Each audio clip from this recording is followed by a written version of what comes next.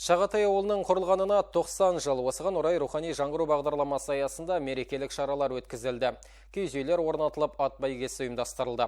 Өңірдің белді палуандары өздері үздіктерді анықтады. Сондай ауылдың өркендеуіне өз үлесін қосқан азаматтар марапатталды.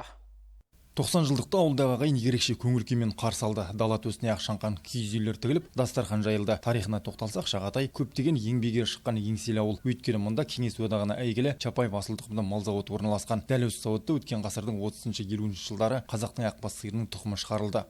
Бұл жаңағы осы совхозда Қазақстан Республикасының бренді деп саналатын қазақ ақбас тұқымы шығарылды.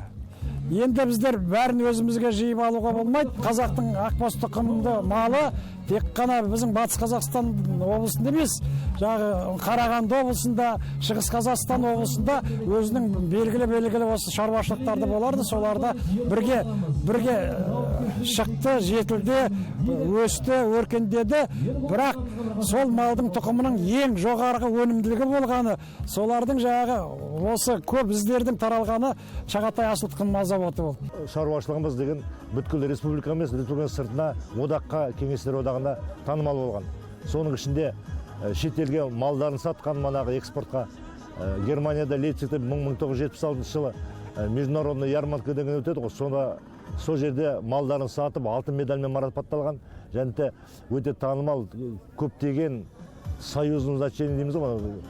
КСРО кезіндегі алтын медальдардың манағы социалистік жарыстың жеңімпазы. 1983 жылы болған, 82 жылы болған. Дала қызықтар ауыл тойының ажарын аша түсті. 9 және 21 шақырымдық бәйгелерде барлығы 37 жүйрік жарысты. Қазақта сөз бар, бап шабама, бақ шабама, ат шабама дейді. Енді жарауы келіскен аттар келді. Енді кішкене өкініштісі ағылшындар араласып кетті. Неге десең, бәрі қонақтар Атыраудан Ақтөбеден келіп қалды, жігіттер ағылшын аттар ұстайды қазір бәйгеде. Солар араласып кетті. Бірақ жабаттар Аламанда жақсы шапты бүгін.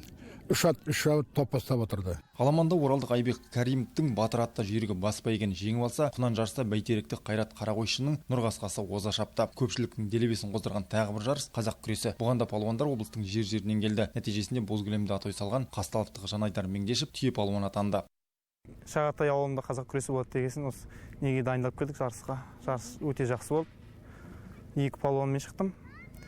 Екінші палуан 100 килограмм салмақта, кішкене қиындау болды. Но дайындалдық.